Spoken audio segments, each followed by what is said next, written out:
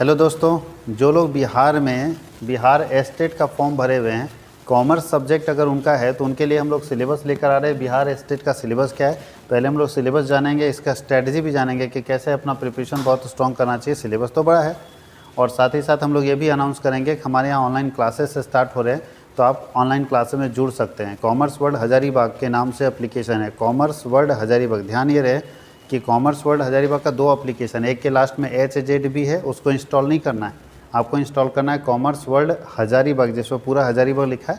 उस एप्लीकेशन को आप इंस्टॉल कर लेंगे प्ले स्टोर से, वहाँ पे ये कोर्स अवेलेबल हो जाएगा बिहार एस्टेट के नाम पर, या एस्टेट के नाम पर आपके पास मिल जाएगा ये कोर्स। ये कोर्स आपका 100 मार्क्स का है, जो सिलेबस आप देख रहे हैं 100 मार्क्स का है। और समय पर एग्ज़ाम लेने के कारण, चूँकि समय बहुत कम मिलता है, तो हम लोग बहुत फास्ट तरीके से इस पूरे कोर्स को कंप्लीट करेंगे। और ये सारे कोर्स का फ़ी मात्र 3000 है, 3000 रुपये आपको पे करना है और आराम से बिहार एस्टेट का पूरा कॉमर्स का सिलेबस आप यहाँ पढ़ सकते हैं। क्या क्या मिलेगा, तो सबसे पहले लाइव क्लास मिलेगा, रिकॉर्डेड वीडियोस का मिलेगा, PDF नोट्स मिलेगा, और हम लोग MCQ क्वेश्चन भी प्रिपेयर कर रहे हैं, MCQ क्वेश्चन भी आपको हम दे देंगे। ये सारी फैसिलिटी आपको मिलेगी और अगर नेसेसरी हुआ तो हम लोग टेस्ट भी अपलोड करवा देंगे। ये टेस्ट की सुविधा भी केवल 3000 रुपये में आपको मिल जाएगी। ये सारी सुविधा, live class, recorded video, PDF notes, MCQ questions और टेस्ट, ये सारा का सारा आपको ये 3000 के अंदर ही अवेलेबल हो जाएगा। तो अगर आप इंटरेस्टेड हैं और कॉमर्स सब्जेक्ट के लिए आपने बिहार एस्टेट भरा है, तो आप ज्वाइन कर सकते हैं हमारे क्लासेस में। और उसके लिए आपको कुछ नहीं करना है, प्ले स्टोर में जाना है, कॉमर्स वर्ल्ड हज़ारीबाग का एप्लीकेशन इंस्टॉल कर लेना है। कॉमर्स वर्ल्ड हज़ारीबाग, पूरा हज़ारीबाग लास्ट में लिखा है, उसको इंस्टॉल कर लेना है। वहाँ पे ये कोर्सेज आपके पास अवेलेबल होगा, आप वहाँ से इनरोल हो जाएगा। अब यहाँ जो सब्जेक्ट क्या क्या पढ़ना है वो देखिए, सिलेबस देखने से ही लंबा है, सिलेबस छोटा नहीं, सिलेबस लंबा है।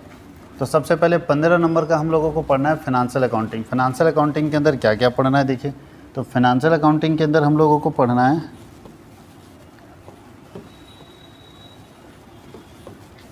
सबसे पहले फिनांशियल अकाउंटिंग यूनिट 1 है, जो जिसमें 15 क्वेश्चन आपको पूछा जाएगा 15 नंबर का।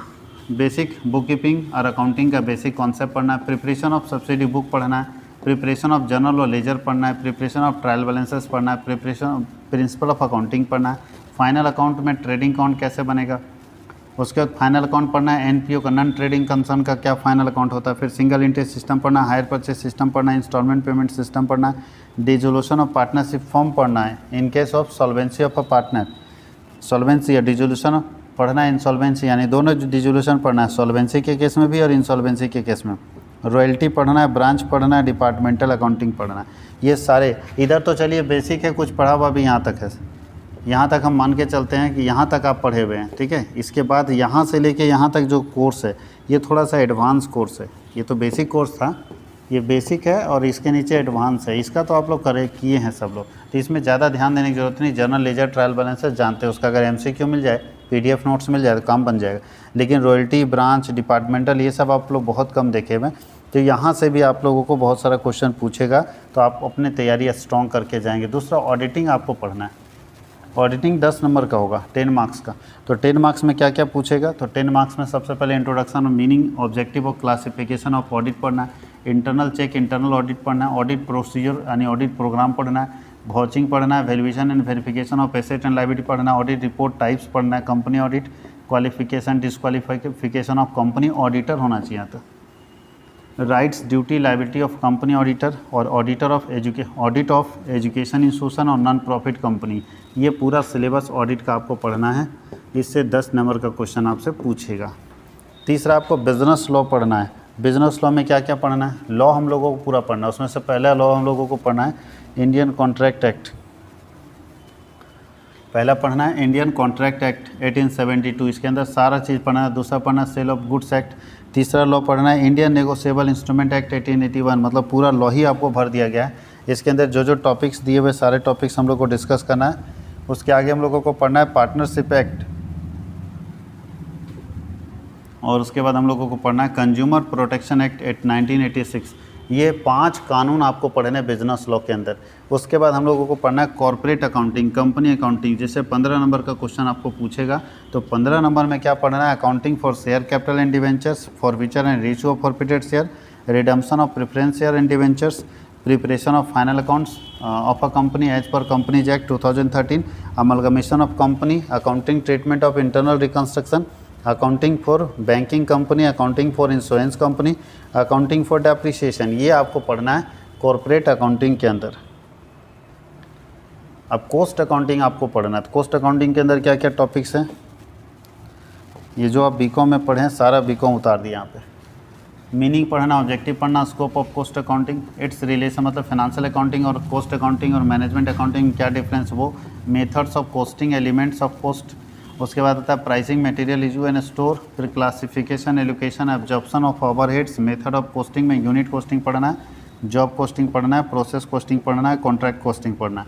अगर हम मैनेजमेंट अकाउंटिंग की बात करें, कॉस्ट अकाउंटिंग से 10 नंबर का क्वेश्चन है, मैनेजमेंट अकाउंटिंग से 15 नंबर का क्वेश्चन है, जिसमें आपको पढ़ना है nature, meaning, nature and scope of management accounting, technique of management accounting, tools of analysis of financial statement, scope, significance of financial analysis. Financial analysis के क्या क्या टूल्स हैं देख लीजिए, ratio analysis, comparative fund flow, cash flow, और उसके बाद बोला difference between cash flow fund flow, वो तो sir cash flow fund flow पढ़ेंगे तो ऑलरेडी पढ़ लेंगे। इन्वेंटिव वैल्यूएशन टेक्निक आपको पढ़ना है। उसके बाद आपको इनकम टैक्स है, जहाँ से 10 नंबर का क्वेश्चन है। इनकम टैक्स में concept, objective and types of taxes पढ़ना है, डायरेक्ट और इनडायरेक्ट टैक्सेस, रेसिडेंशियल स्टेटस पढ़ना है, कंप्यूटेशन ऑफ टैक्स लायबिलिटी पढ़ना है, exemptions of income under section 10 पढ़ना है, डिडक्शन अंडर सेक्शन 80 पढ़ना है, 80U से 80C से 80U तक का पूरा। उसके बाद computation of income under various head, salary, house property, दोनों हेड में पढ़ना है, सैलरी और house property. Brief introduction of E filing, E filing कैसे करेंगे उसका ब्रीफ इंट्रोडक्शन करना है। बेसिक कॉन्सेप्ट जीएसटी का है, स्ट्रक्चर ऑफ जीएसटी पढ़ना और एग्जाम्पशन फ्रॉम जीएसटी यानी इनपुट टैक्स क्रेडिट के बारे में पढ़ना है। उसके बाद हम लोगों को पढ़ना है 15 नंबर का बिजनेस मैथमेटिक्स एंड स्टैटिस्टिक्स। इसके अंदर आपको पढ़ना है मैथमेटिक्स ऑफ फाइनेंस, सिंपल और कंपाउंड इंटरेस्ट, एन्युटी, डिस्काउंट और present value, basic calculus, rules of differentiation matrix theory, determinants. उसके बाद स्टैटिस्टिक्स में आपको पढ़ना है definition, scope and limitation, sources and collection of data, measurement, measure of central tendency में mean, median, mode पढ़ना है, मेजर ऑफ डिस्पर्सन में रेंज पढ़ना है, मीन डेविएशन पढ़ना है, स्टैंडर्ड डेविएशन पढ़ना है, कोरिलेशन में कार्ल पियर्सन कोरिलेशन पढ़ना है, रैंक कोरिलेशन पढ़ना है, टाइम सीरीज में पढ़ना है, कंपोनेंट ऑफ टाइम सीरीज, और इंडेक्स नंबर में method of construction and measurement आपको पढ़ना है। और ये है हमारा सेकेंड पार्ट। सेकेंड पार्ट में 50 नंबर पढ़ना है, जिसमें आर्ट ऑफ टीचिंग और अदर स्किल पढ़ना है, जो आप लोगों के लिए ये आप लोग इसको पढ़ेंगे। आर्ट ऑफ टीचिंग अगर आप बीएड किए होंगे तो ये सारा चीज़ आपको पढ़ाया गया होगा, तो आर्ट ऑफ टीचिंग वहाँ पे आप देखेंगे। अदर स्किल के अंदर आपको ये सब नॉलेज होना चाहिए जो यहाँ पे दिया हुआ है, ये सारा नॉलेज आपके पास होना चाहिए। ये लगभग हो ही जाता है, सब लोग पढ़े ही हैं और कहीं ना कहीं सब अपना कॉम्पिटिटिव प्रिपरेशन कर रहे हैं, तो ये मैथमेटिकल एप्टीट्यूड वो देख ही लेंगे। तो हम लोग कॉमर्स के सिलेबस की बात कर रहे हैं, और कॉमर्स का सिलेबस 6 कब से बैच स्टार्ट होगा ये भी जानना ज़रूरी है। तो आपका बैच हमारा जो स्टार्ट हो रहा है वो 6 सितंबर से स्टार्ट हो रहा है। बिहार स्टेट के लिए जो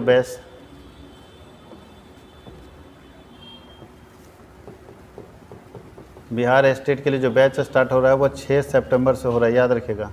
6 सितंबर से हमारे यहाँ बैच लॉन्च हो रहा है, जिसका फ़ी 3000 है। अगर आप इंटरेस्टेड हैं तो आप जुड़ सकते हैं, हमारे बैच में इनरोल हो सकते हैं, पहले भी इनरोल हो सकते हैं, और 6 तारीख को जब बैच स्टार्ट होगा तभी आप इनरोलमेंट कर सकते हैं।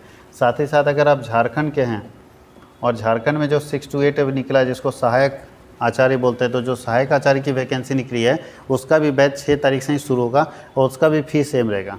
यानी सहायक आचार्य हो या बिहार स्टेट हो, दोनों का फ़ी 3000 ही है, और सिलेबस अलग अलग है, दोनों का फ़ी 3000 है। और दोनों का बैच जो है 6 सितंबर से स्टार्ट होगा। शाम का समय रहेगा लाइव क्लास के लिए। अगर आप लाइव नहीं भी देख पाते हैं तो रिकॉर्डेड वीडियो आपके पास मिलेगा, आप रिकॉर्डेड फॉर्म में भी देख सकते हैं, कोई दिक्कत नहीं है।